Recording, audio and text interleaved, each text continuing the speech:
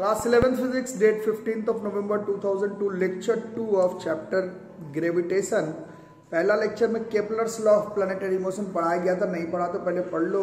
Channel को subscribe नहीं किया, सब्सक्राइब कर लो, दोस्तों के साथ शेयर करके चलो और नोटिफिकेशन बेल आइकन प्रेस करके चलो, नहीं तो छूटते जाएगा। प्लेलिस्ट में जाकर देखो। पहला चैप्टर ग्रेविटेशन का पहला लेक्चर केपलर्स लॉ से रिलेटेड है। केपलर्स लॉ के बाद हम लोग ग्रेविटेशन की तरफ चलते हैं। ये जो वर्ड है ग्रेविटेशन की हम लोग 6, 7, 6, 7, 6, 7, 5, 6, 6, 7, 5, 6 क्लास से पढ़ रहे हैं, बट बहुत बच्चे गलत भी बता देते हैं। Gravitational force, gravitation, it is the force, it is the name of force of attraction given to the force of attraction between any two bodies of the universe। Gravitation एक ऐसे फोर्स ऑफ अट्रैक्शन का नाम है जो कि universe में मौजूद हर दो बॉडीज के बीच में लगता है। उसी को हम लोग फोर्स ऑफ अट्रैक्शन में ग्रेविटेशन कहते हैं। न्यूटन साहब के द्वारा पता लगाया गया था इन ईयर 1665। वही एप्पल वाला एक्सपेरिमेंट है। एप्पल गिरा सर पर और न्यूटन साहब ने ग्रेविटेशन के बारे में बताया। It is the name given to the force of attraction between any two bodies of the universe. उसके बाद गैलीलियो गैली केपलर के लॉ को इस्तेमाल करके, गैलीलियो के ऑब्जर्वेशन को कैलकुलेशन करके न्यूटन साहब का लॉ ऑफ ग्रेविटेशन अब हम लोग इस्तेमाल करते हैं। ये लॉ कहता है हर एक बॉडी इस यूनिवर्स में हर दूसरे ऑब्जेक्ट को अट्रैक्ट करता है, हमेशा अट्रैक्ट करता है पूरे यूनिवर्स में। और अट्रैक्ट का मतलब पुल होता है, पुल का मतलब एक फोर्स होता है। ये जो फोर्स है वो दोनों बॉडी के मास के प्रोडक्ट के डायरेक्टली प्रोपोर्शनल होता है और inverse of the square of the distance separating them.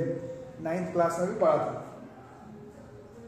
तो F Newton's law of gravitation, gravitational force directly proportional m1 m2 by r square, proportional को हटा करके कांस्टेंट, इस कांस्टेंट को ही हम लोग कहते हैं कैपिटल जी।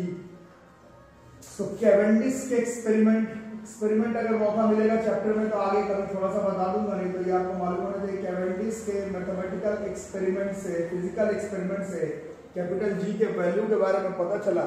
इस जी को हम लोग कहते हैं यूनिवर्सल ग्रेविटेशनल कांस्टेंट।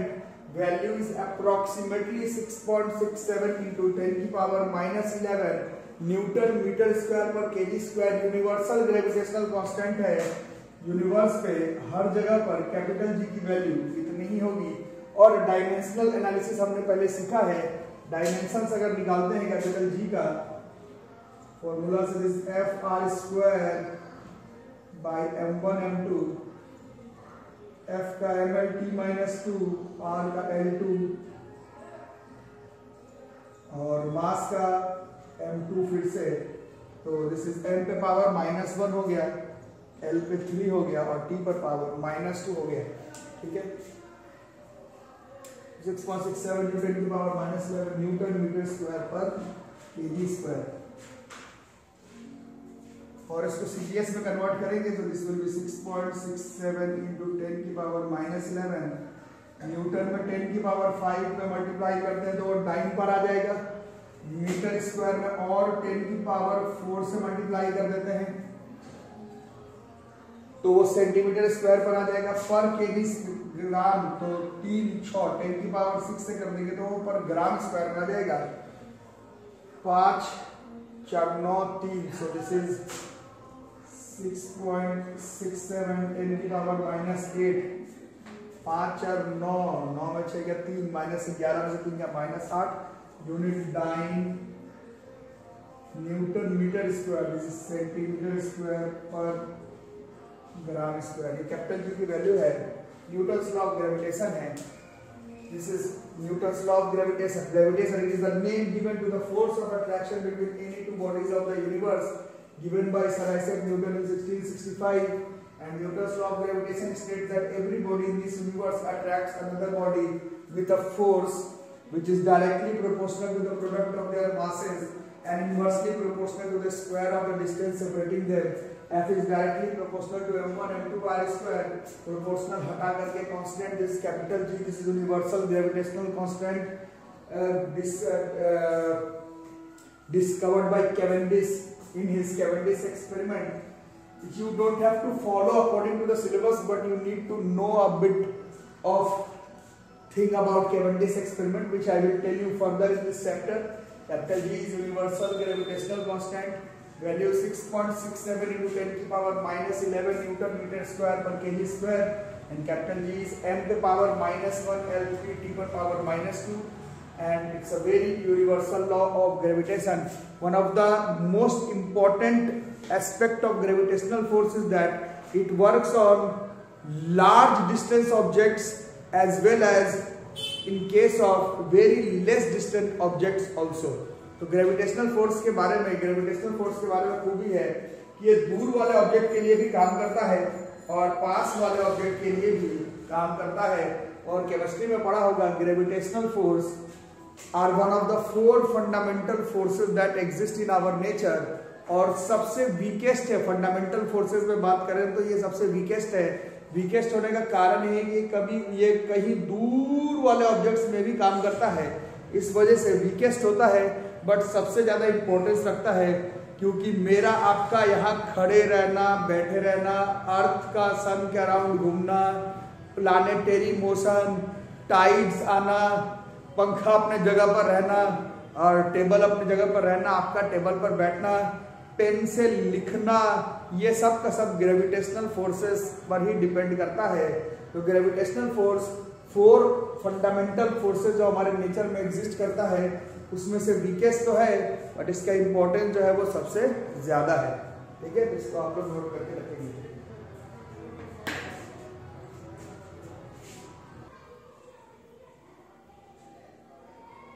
जिनका 4 टाइप्स ऑफ फोर्सेस केमिस्ट्री में नहीं पढ़े वो 4 तरह के फोर्सेस है, 4 फंडामेंटल फोर्सेस। इसके बारे में थोड़ा पढ़ना, चैप्टर में काम नहीं है बट फिजिक्स के क्लास में तो ये सब थोड़ा मालूम होना चाहिए। तो ये हमारा ग्रेविटेशनल फोर्स, ग्रेविटी,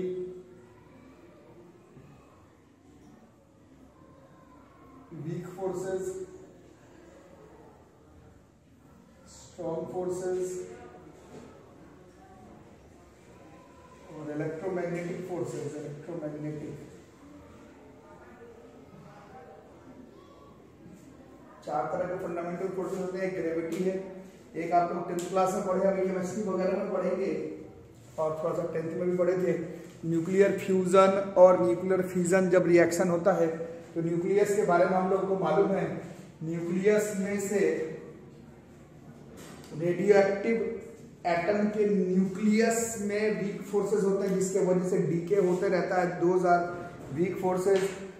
उल्टा भी है, न्यूक्लियस के अंदर प्रोटॉन है, positive positive positive positive positive positive repel करके दूर भाग जाएगा, बट उसको बांध करके न्यूक्लियस के अंदर रखता है न्यूक्लियर फोर्सेस, वो स्ट्रॉन्ग फोर्सेस है।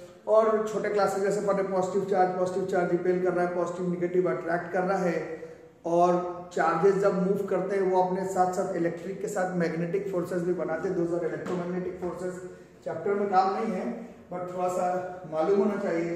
इन चारों फोर्सेस, ये चारों जो है वो फंडामेंटल फोर्सेस जो फिजिक्स में, केमिस्ट्री में है, उसमें हम लोग ग्रेविटी के बारे में चैप्टर में बात कर रहे हैं।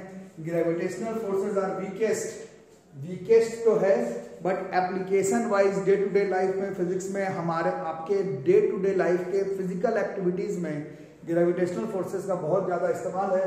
वैसे these are weakest forces, gravitational forces are weakest forces.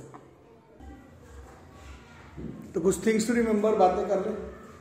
जैसे हम लोग 9th क्लास से 11th में आ गए, हमें मालूम है कि जो कांस्टेंट आता है किसी भी फिजिकल क्वांटिटी में उसको स्केलर वेक्टर से कोई लेना देना होता नहीं है, but gravitational constant universal constant है, हर जगह पर सेम है, it is a scalar quantity. अभी थोड़ी देर पहले बताया था Newton's law of gravitation holds good for objects lying at very large distances, also at very short distances. अब वेरी शॉर्ट में एक डेफिनिट रेंज है जिसके बीच में इंटरमॉलिक्यूलर फोर्सेस, जिसको न्यूक्लियर फोर्सेस हम लोग कह रहे हैं, वो ओवरटेक कर लेता है ग्रेविटेशनल फोर्सेस को। वो एक अलग बात है, ओवरटेक कर लेता है, बट होता है बहुत दूरी पर भी ग्रेविटेशनल फोर्स काम करता है, बहुत नजदीक पर भी ग्रेविटेशनल फोर्सेस काम करता है। Gravitational forces is independent of nature of intervening medium. G m1 m2 by r square, वो आर कहाँ पर है, एयर में, वाटर में, लिक्विड में, तेल में, उससे फर्क नहीं पड़ता है। 10th क्लास में आप लोग थोड़ा सा कूलम्बिक लॉ पढ़े थे, नहीं पढ़े तो 12th में पढ़ेंगे। मास के बीच में ग्रेविटेशनल फोर्स किस मीडियम पर है डिपेंड नहीं करता है, बट चार्ज के बीच में जो इलेक्ट्रोस्टैटिक फोर्स अट्रैक्शन रिपल्सन का, वो ये डिपेंड करता है कि वो चार्ज के बीच का इंटरवेनिंग मीडियम कौन सा है। ग्रेविटेशनल फोर्सेस में नहीं डिपेंड करता है।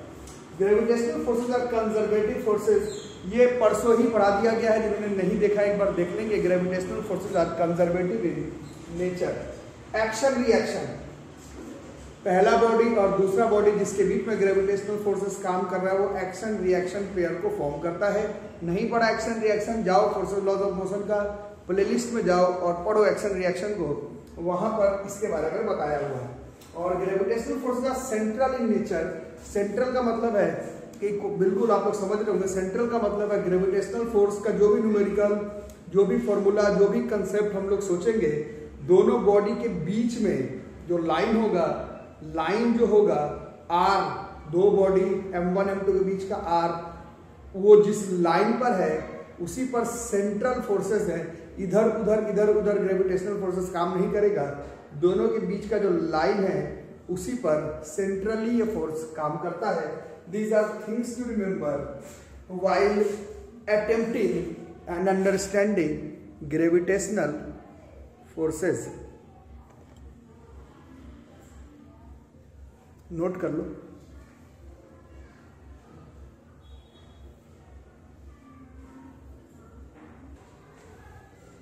अभी बड़ा famous topic, how did Newton guess the inverse square law from Kepler's law. ये क्लास 9th में भी पढ़ना था, ये क्लास 11th में भी पढ़ना है। ये क्लास 9th के स्कूल एग्जामिनेशन में तो नहीं आता था, 11th क्लास में स्कूल वालों का प्रूफिंग में ये श्योर शॉट आएगा topic, how did Newton guess the inverse square law from Kepler's law. और मेरे को आपके स्कूल एग्जाम से कोई लेना देना नहीं है, ये टॉपिक से हम लोग जानेंगे कि कैसे Kepler's law, planetary motion, gravitation आपस में कनेक्टेड है। इसको ध्यान से देखना और लिखना। Suppose that there is a planet of mass small m is revolving around the sun of mass capital M।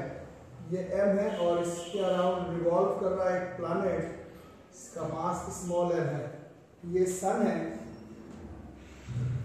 In nearly circular orbit, इसको मान लेते हैं कि नियरली सर्कुलर ऑर्बिट में रिवॉल्व कर रहा है। कांस्टेंट एंगुलर वेलोसिटी ओमेगा है, लीनियर स्पीड v होगा, एंगुलर वेलोसिटी जो है वो ओमेगा है। ये सन है बीच में और एक प्लैनेट है वो रिवॉल्व कर रहा है। और let t be the time period of revolution of the planet. Time period के बारे में हमने पढ़ा है, time period is time required by the planet to complete one complete revolution around the sun in an elliptical orbit होता है। But जब पढ़ा रहा था कल का केपलर्स लॉ में भी पढ़ाया था कि मैथमेटिकल कैलकुलेशन जब इस चैप्टर में करेंगे तो नियरली सर्कुलर मान लेंगे। तो सर्कुलर मोशन चैप्टर से लगातार 50 करोड़ बार ये फॉर्मूला आ चुका है। Uniform circular motion omega equal to 2 pi by T. किसी भी ऑब्जेक्ट को, जैसे प्लैनेट के पास गोल गोल कोई फोर्स तो है नहीं, प्लैनेट तो सीधा जा रहा है, बट वो सन के अराउंड ऐसे गोल गोल गोल गोल अगर घूमेगा तो उसको एक डेफिनेट सेंट्रीपिटल फोर्स का जरूरत पड़ेगा। जिन्होंने पहले पढ़ा हुआ है circular motion, dynamics of circular motion, पढ़ो, नहीं पढ़ा है पढ़ो, पहले पढ़ो, वीडियोस को बंद करो, फोर्सेस लॉज ऑफ मोशन में जाओ, सर्कुलर मोशन पढ़ो, डायनामिक्स ऑफ सर्कुलर मोशन तो मोशन ही चैप्टर में जाओ, पहले वो सब पढ़ो। ये डायरेक्ट पढ़ के क्या करोगे? The centripetal force acting on the planet for its circular motion is, centripetal force का formula force is equal to mass into centripetal acceleration. Centripetal acceleration का formula v square by R, v बराबर r omega होता है, जिन्होंने पहले पढ़ा है उन्हें मालूम होगा। तो फोर्स बराबर m ओमेगा स्क्वायर r हो गया, और m r और ओमेगा की जगह पर 2 पाई बाई t है, तो स्क्वायर हो गया। This is 4 pi square m r by t square. This is the force जो कि सेंट्रीपिटल फोर्स है, इस ऑब्जेक्ट पर लग रहा है, सन लगा रहा है इसको गोल गोल गोल गोल गोल गोल गोल घुमाने के लिए। अब हमने Kepler's law of planetary motion कल पढ़ा था। Kepler's law of planetary motion कल पढ़े थे। t का square, capital T is the time period that a planet requires to complete one revolution around the sun is directly proportional to r cube, T square is equal to K r cube था, तो इसी से equation ए की जगह पर अगर T square की value put कर दें तो 4 पाई स्क्वायर एम आर तो है और टी स्क्वायर की जगह पर के आर क्यूब आ रहा है। 4 पाई स्क्वायर में के को अलग लिखे, मास को अलग लिखे, आर बाई आर क्यूब को काटेंगे, आर बाई आर क्यूब को काटेंगे तो ये 2 बार में कट जाएगा और ये आर स्क्वायर आ जाएगा। अगर आप ध्यान से देखेंगे 4 कांस्टेंट है, पाई स्क्वायर कांस्टेंट है, के कांस्टेंट है, mass of the planet constant है, तो ये जो फोर्स और आर स्क्वायर जो है वो इनवर्सली प्रोपोर्शनल है। ये कौन सा फोर्स के बारे में बात हो रहा है, ये सेंट्रीपिटल फोर्स का कॉन्सेप्ट लगाया गया और यहीं से बात आ रही है कि ग्रेविटेशनल फोर्सेस प्लैनेटरी मोशन के साथ भी कनेक्टेड है। ऐसा न्यूटन, केपलर, गैलीलियो, कोपरनिकस सबका स्टेटमेंट है। अब ये जो फॉर्मूला है इससे ये तो पता चलता है कि F is directly proportional to 1 by r square. बाकी ये फोर्स किसके किसके बीच में लग रहा था, planet sun, planet sun, planet sun, planet sun. तो ये m तो प्लैनेट का मास है, r तो दूरी है, तो सन का मास का भी तो कुछ कंट्रीब्यूशन होगा। तो ऐसे ही माना गया कि ये जो 4 पाई स्क्वायर बाई के वाला जो कांस्टेंट टर्म है ये जरूर मास ऑफ सन पर डिपेंड करता होगा। ये 4 पाई स्क्वायर बाई के प्रोपोर्शनल m, यही प्रोपोर्शनल का वैल्यू हटाया गया और वहां पर ग्रेविटेशनल कांस्टेंट को घुसाया गया जी है और इसको इसी फॉर्मूला में सेट कर दिया गया। तो ये 4 पाई स्क्वायर बाई के जगह पर जी एम आ गया m by are square. This is the force of attraction between two bodies, कैसा भी बॉडी हो, इस केस में गोल घूमने वाला बॉडी है। This is G M m by are square. This is how Newton guess the inverse square law by making use of Kepler's law of planetary motion.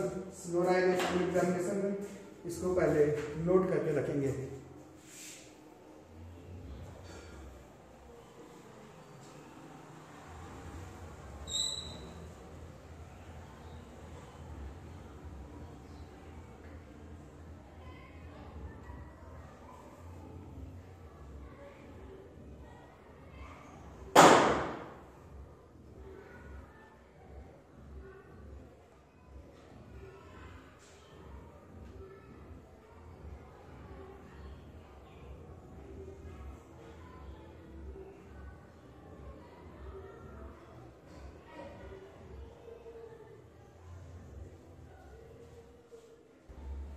तो इन सब टॉपिक को नोट करके रखो। अगले क्लास में हम लोग एक्सेलरेशन ड्यू टू ग्रेविटी के बारे में बात करते हुए फिर आगे चैप्टर में पढ़ेंगे। अभी फिलहाल यहाँ तक नोट करके रखो। मिलते हैं अगले क्लास में, तब तक के लिए थैंक यू।